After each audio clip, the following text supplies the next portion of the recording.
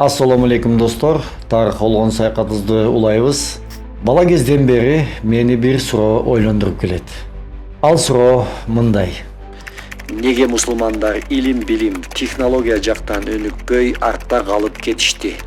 Чындыгында астрономия, медицина, алгебра, химия, физика илимдери бүт мусулмандарда пайда болуп, далайлаган илимдерде ачылыштарды жасашпады беле. Астрономияга бир мисал Самаркандтагы Улукбектин обсерваториясы чоң далил. Француз илимпозу физика илимдер боюнча Нобель сыйлыгынын ээси Пьер Кюринин айткан сөзүн угабыз. Мусулмандардын талкаланган Андалусисинен бизге 30 китеп калды. Ал китептердин арты менен биз атомду бөлө алдык. Эгер мусулмандардын 500 000 китебин биз ошондо өрттөп жок кылбасак, биз азыр галактикада саякат кылып жүрмөкпүз деген.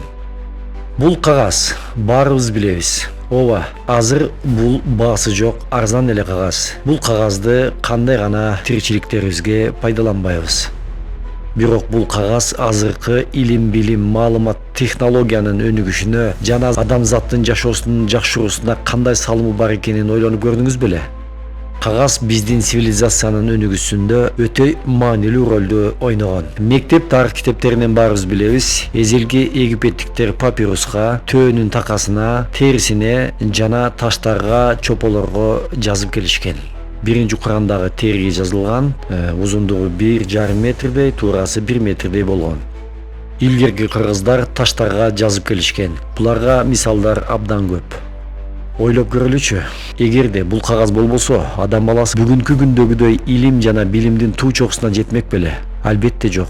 Ушул кагаздын арты менен биз бүгүнкү жомоктогудай цивилизациянын өнүккөн дооруна жетип олтурабыз. Бүгүнкү кагаз жана азыркы цивилизациянын өнүгүшүнө кыргыздардын кандай салымы бар экени жөнүндө сөз кылмакчыбыз.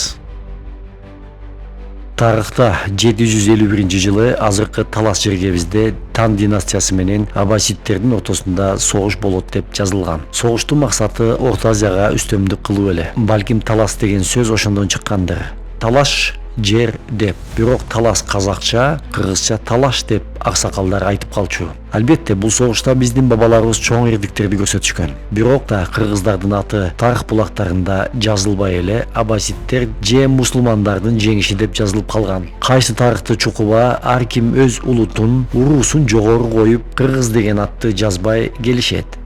Ооба, ал согушта жалгыз кыргыздар гана болбосо керек эле, бирок согуш биздин жерде болуп жатканынан кыргыздардын салымы абдан чоң деп айтып кетишибиз керек. Анткени азыр ар бир улут өз очогуна күл тартып, тарых багыттарын бурмалаган заман. Демек, ошол согушта биздикилер жеңишке жетип, Тан империясынын бир топ жоокерлерин колго түшүрүп алышат. Колго түшкөндөрдүн экөөү Кытайлардын жашыруун кландарынын өкүлдөрү болуп чыгат. Ал кагаз өндүргөн адамдар эле. Ошол эки Кытай мусулмандарга кагаз жасаганды үйрөтөт. Алгач Самаркандтан, андан кийин Багдадта кагаз иштелип чыга баштайт. Ал дордогу Кытайлар кагазды жазуу иштерин эмес, үйлөрдү коздогонго жасашчу экен. Ошентип кагаздардын арты менен мусулмандардын өнүккөн алтын доору башталат. Мамлекеттик иштерден баштап илим, билим, салык, казына иштерине чейин кагаз баштайт. Ошентип кагаз чыгарган фабрика биринчи жолу Самаркандта, анан Багдадта ачылат. Кагаз интеллектуалдык, социалдык чыгармачылыктын кыймылдаткычына айланат. Мусулмандар дүйнөсү эбегейси чоң ачылыштарды жасап, жада калса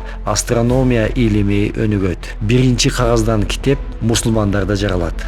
Бул мезгилде европалыктар жапайлыктан чыга элек болчу. Андан кийин эмнеге өнүкпөй токтоп калды? Ооба, дал ушул суроо мени дайыма ойлонтуп келген. Анда жообу алдыда. 11-кылымда крестовый поход башталат. Бул согуш түрктөр Европаны басып келе жатат. Аларды кууп чыгыш керек деп Византия императору Алексей Бирдин идеясы. Рим папасы Урбан колдоп биринчилерден эле Иерусалимди басып алышат. Иерусалимдин көчөлөрүндө адам каны дарыяда аккан дешет. Ошол мезгилде европалыктар мусулмандар кандай өнүгүп кеткенин көрүшөт. Ал кагаз менен далай жетишкендикке жеткендерин көрүп, кагаз чыгарган фабриканын жумушчу адистерин туткунга алып, Европаны көздөй алып кетишет.